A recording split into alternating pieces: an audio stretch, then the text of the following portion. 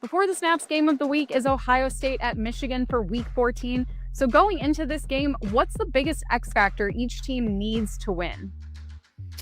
I think on the Michigan side, Michelle, it's got to be turnovers. Michigan was one of the best teams in the nation through its first 7 games or so in protecting the ball. Then their first 2 games in November, they had 7 turnovers in the span of 5 quarters. That's not going to cut it against the Buckeyes this week.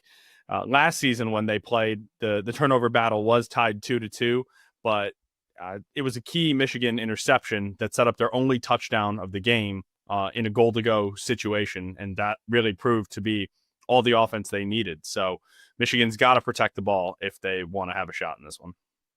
I think Ohio State needs to make this a game in which its passing game can shine, because that was such a strange part of last year's game. Is the Buckeyes, for whatever reason, were determined to beat Michigan at the line of scrimmage between the trenches, and they need to make it a game where it's played out on the outside of the hash marks, rely on its perimeter playmakers. Jeremiah Smith, Carnell Tate, Brandon Innis, Mac Flair. They have so many weapons and a big supporting cast for Julian Sayin to lean on.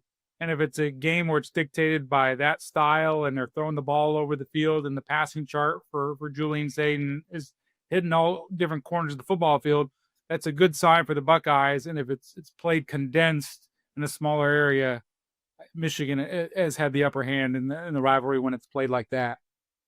Last year, Ohio State lost to Michigan for the 4th straight time. What do Ryan Day and the Buckeyes have to do to prevent another loss to Michigan?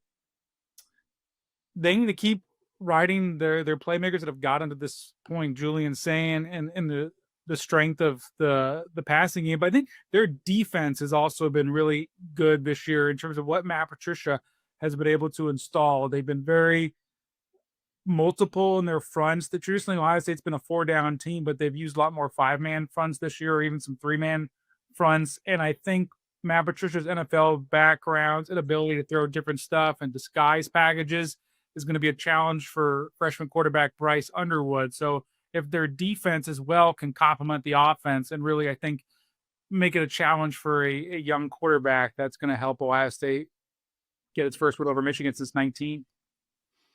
Yeah, in my mind, Ohio State just can't get punked.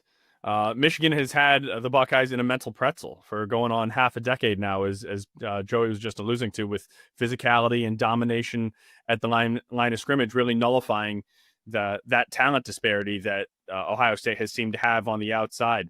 Ohio State hasn't really been tested that much in league play this year. I mean, they've won almost every game by 18 plus. And so if Michigan is able to land a punch, Ohio State has to show that it is going to be able to get off the mat. Joey, what could the fallout look like if Ryan Day loses to Michigan again? Not very pleasant. If Ohio State loses to Michigan this year, it would be their 5th straight loss in the rivalry. That has not happened since 1927. There have been some longer win-less streaks, counting some ties. But keep in mind, John Cooper, who was 2-10-1 against Michigan, never lost 5 in a row. It just has not happened in modern college football for Ohio State to lose to Michigan.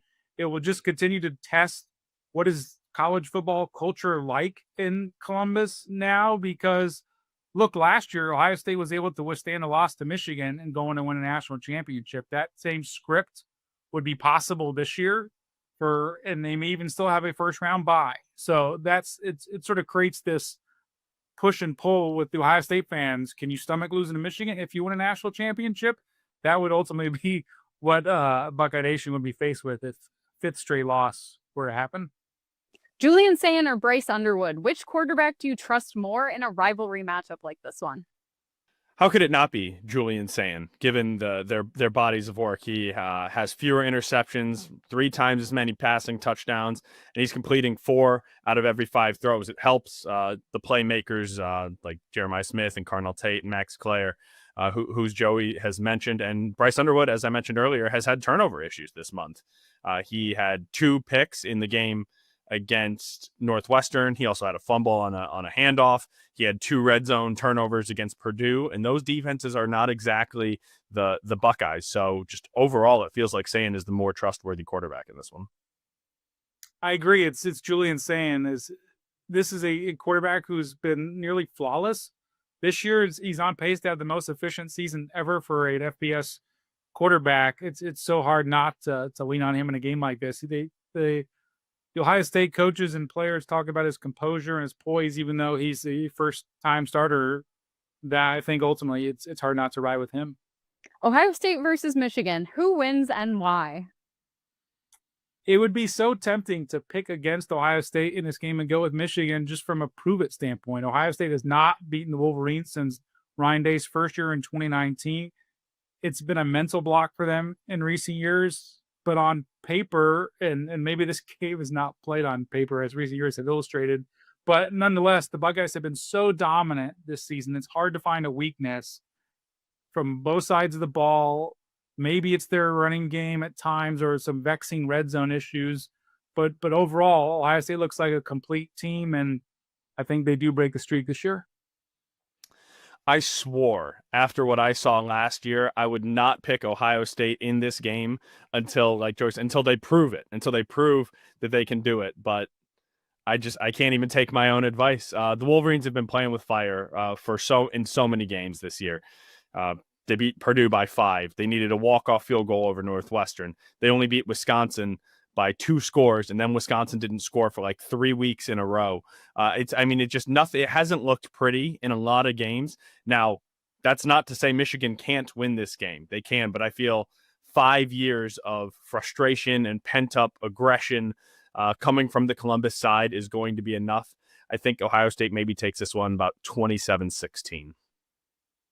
It's college football week 14, and we've got some rapid fire straight up picks starting with Texas A&M at Texas. Austin is a tough place to play, but Marcel Reed and the Aggies have looked so much more put together this season. I'm going with Texas A&M. Yeah, football usually comes down to who's better in the trenches, and ultimately, I've been saying it all year, Texas's offensive line doesn't have it. Against this Texas A&M defensive line with Cassius Howell, I think it's going to be a really long day for Arch Manning, and I think the Aggies get the win.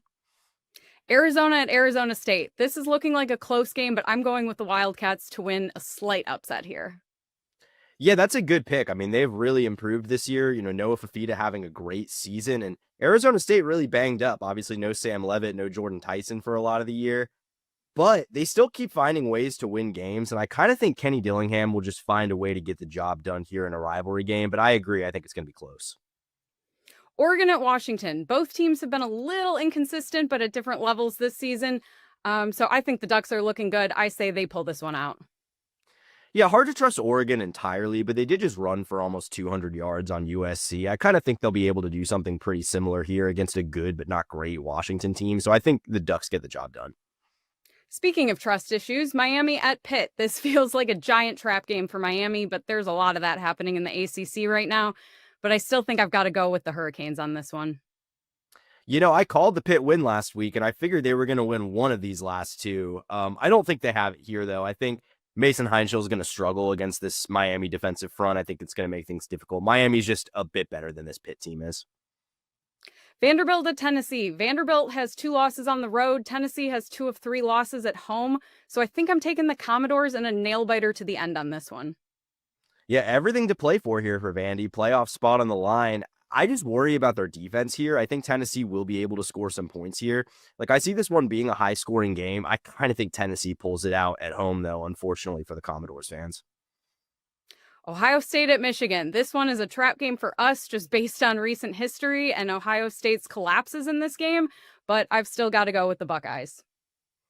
Yeah, frankly, I don't really see any reason Ohio State shouldn't be totally fine here. I mean, I think their defense is phenomenal, and I think Michigan might struggle to score at all in this game. So I think Ohio State wins, and if they don't, I don't even know what to say anymore about this program.